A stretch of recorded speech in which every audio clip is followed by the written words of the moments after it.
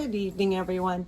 Tonight we're going to talk about famous figures from history and relate them to our previous discussions about democracy and socialism and authoritarianism and American psyche. So they're all surrounding one of those issues. And what I'm going to do is I'm going to turn this away from my face for a change and set it up so that you're getting to look at the screen. We're trying out all kinds of different things to see what will work. And if need be, I'll come back into the picture and have a chat. So this starts way back in ancient Athens, this discussion on democracy, essentially, with a person named Cleisthenes. And this probably, I'm guessing he was a contemporary of like Plato and these guys, but I don't remember. And when we looked, we didn't get those guys out of it. So a deeper discussion might talk about the philosophy of the times and what else was going on. But he's notable for reforming the Athenian constitution.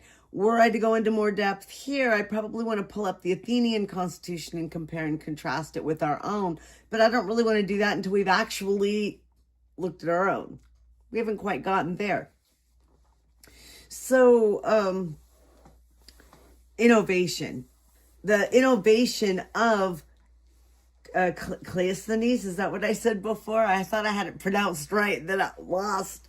Okay, was basing the individual political responsibility on citizenship of a place rather than on membership in a clan. So I think this is crucially important, as distinct from almost any other form of government. I mean, you could be in tribes, you could be in clans, you can be in smaller family groups, you could have some strong person, whatever. This was the time, I hesitate to say the first time, but the first time that we generally know about that the organization of government was placed on where you live and where you're the citizen as opposed to your bloodline.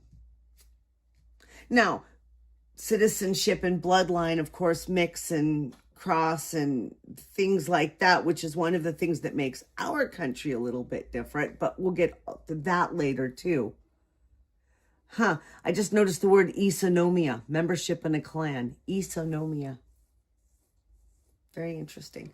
So we know that the concept of democracy was something that started back in ancient Greece at Athens. And in fact, from our other discussion, we know that they were able to use some direct democracy, at least for a time. I don't think it lasted super long even then.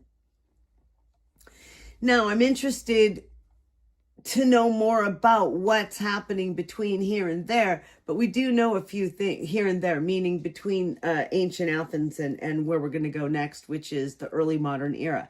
So what did happen between ancient Greece and 1500? Well, mostly ancient Rome and feudalism and kingdoms and things that had very little to do with any kind of enlightened economic or democratic theory. This is still well before Marx. So what you really had was more the natural give and take, the natural kinds of markets which started back in Greece, at least, and weren't yet organized enough to be quote unquote open markets. Brings us now up to Adam Smith. So who is Adam Smith? Well, Adam Smith, born in Scotland, as you can see, had a lot to do with our modern economic theory. He really developed out a theory of capitalism. Now, I had thought that Adam Smith was more noting what was natural capitalism, and I think it may have indeed been built as such. This is the idea as I understood it, that people in prehistoric or like early agrarian societies would have taken, I guess things got complicated enough that jobs started, people were specializing. You had enough population, they were sticking around. Some people were planting the crops, some people were taking care of the animals, some were making leather, some took the leather and made shoes, etc., etc., etc. So let's take the shoemaker. The shoemaker is making shoes for everybody in the entire village. I guess it would have to be a village by now. And the shoemaker has more work than the shoemaker could possibly do, but the shoemaker has the raw materials, perhaps is raising the cows, perhaps is even growing the feed for the cows, is doing all the work to make the leather and then making the shoes. So what is the capital? The capital would be the animals, the leather, the land, the workshop, the tools, all of that becomes capital. Wealth that shoemaker can use at his or her own discretion.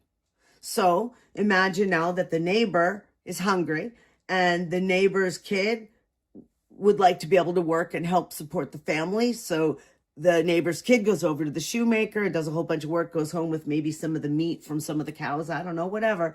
That is, to my idea, early capitalism. Kind of, yeah. Kind of, yes. But when you really get into when it's called capital and capitalism, it's more pointed. Wealth is created through productive labor.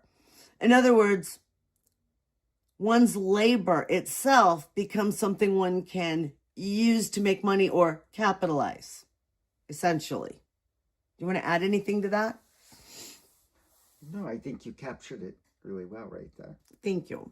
Well, Adam Smith went on to this second part, which is where Adam Smith and Marx become these funny cousins.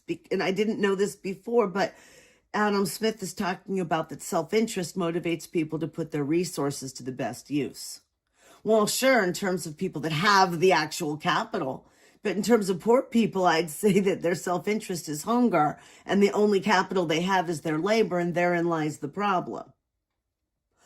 Also, when the capitalists, who ostensibly get to do whatever they want with their own property and their own money, start buying up all the means of production, now we've got capitalism in a more modern sense that may or may not be wonderful for the workers. Note that Marx picks up on that thought. Now, connected very closely to Adam Smith by time, not by place, would be Thomas Jefferson. Thomas Jefferson is known as one of the founders of American democracy. I'm going to change that up just a little bit and say that Thomas Jefferson is more one of the founders of American federalism and an American republic. I'm withholding the idea of American democracy for any time where we had slaves and human beings weren't allowed any kind of representation whatsoever. So I'm going to the Declaration of Independence, and I want to share some of this with you because this is what Thomas Jefferson wrote. We'll start with I guess it's a preamble. Sure. When in the course of human events, it becomes necessary for one people to dissolve the political bands which have connected them with another, and to assume among the powers of the earth the separate and equal station to which the laws of nature and of nature's God entitle them, a decent respect to the opinions of mankind requires that they should declare the causes which impel them to the separation.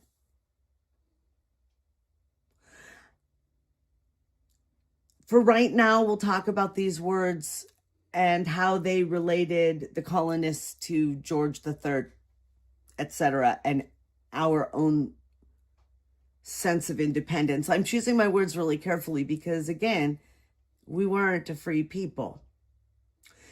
Understand that these words were written not for me, not for Rhonda, not for a good number of my friends, not for my friend and subscriber Loretta,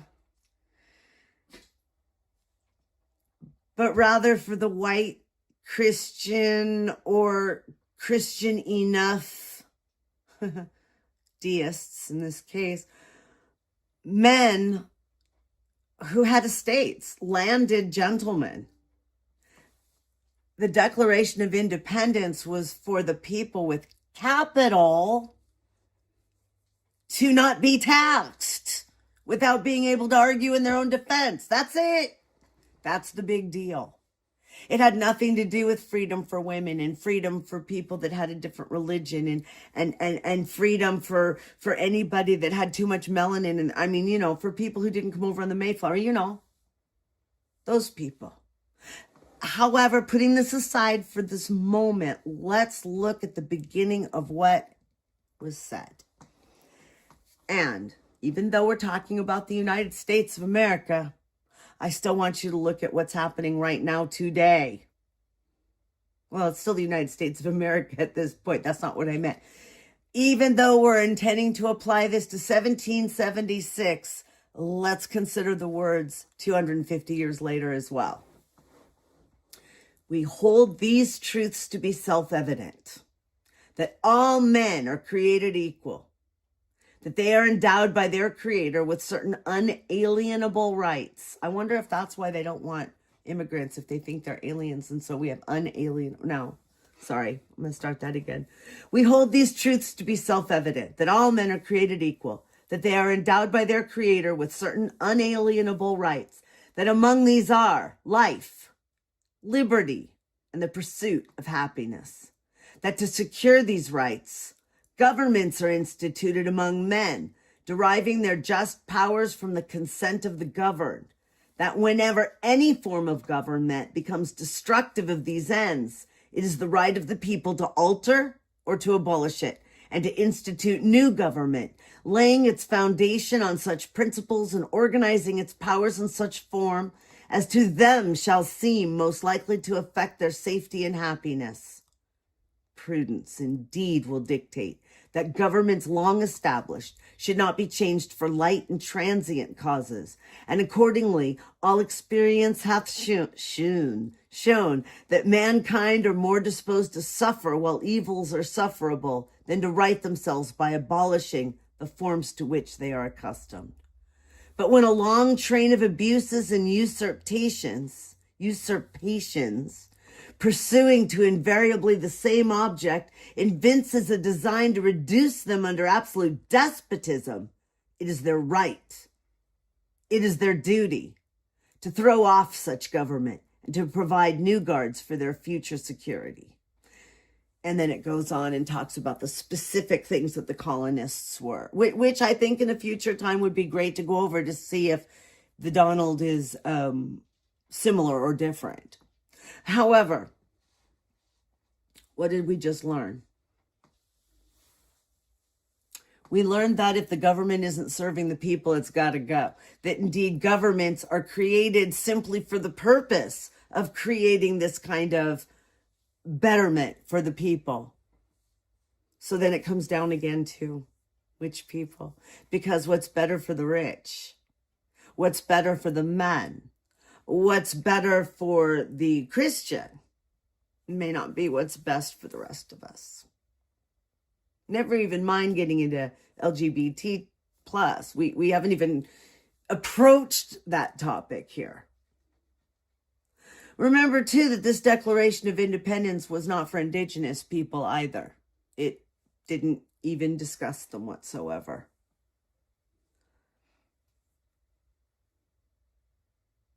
Life, liberty, and the pursuit of happiness. The right to life. You know, it doesn't say that you have the right to life unless you're a Venezuelan fisherman or drug dealer. It doesn't say you have the right to liberty unless you're brown.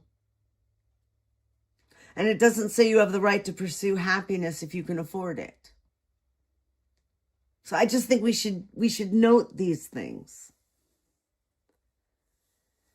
And when their government is destructive, they have the right to do something about it. But note that even here in the Declaration of Independence, it says is that most people would rather put up with the crap that they're dealing with than to try to make something new. I think we'll stop right there with Mr. Jefferson, because the rest of this doesn't belong in studying specific famous people.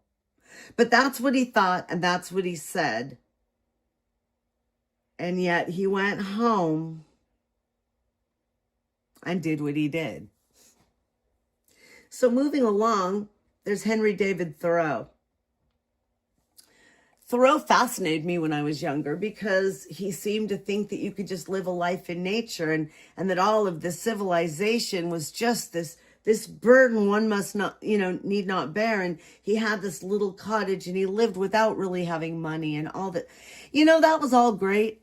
And I thought that the values were lovely and wonderful and seemed very American in terms of the frontiers and all these things. Until I found out that he was living in his friend's backyard. I think Longfellow's, but he was living in his friend's backyard. Well, I could have lived a good life I had friends that lived in a very nice house in Montecito, California, very nice. They had a great, huge yard. I could have lived out the rest of my days in that yard. Unfortunately, I couldn't. They didn't let me. In any case, he also talked, though, to be fair, Walden probably wasn't why he made this list. I was thinking about it. He made the list for civil disobedience. Right. He made the list because he'd rather go to jail than go against his principles and hurt anyone. That's right. I still think, though, nonviolence is a luxury, is a privilege. And if you're fighting for your existence or you can't eat or somebody's going to shoot you, you might not have that luxury. So I still think the principle I was making is correct. But he did go to jail, if I recall. Mm-hmm. I think so, huh? Well, now we get to Karl Marx. You remember what I was saying? Adam Smith, Karl Marx. That's because they're talking economics more than they're talking government. Jefferson, Lenin, maybe we can discuss that later. Jefferson, Mao. I'm not sure. It's something to think about for later, but tonight. But Karl Marx to me is sort of I would say that they were opposites in a way, but now I'm sort of wondering if they aren't one a continuation of the other.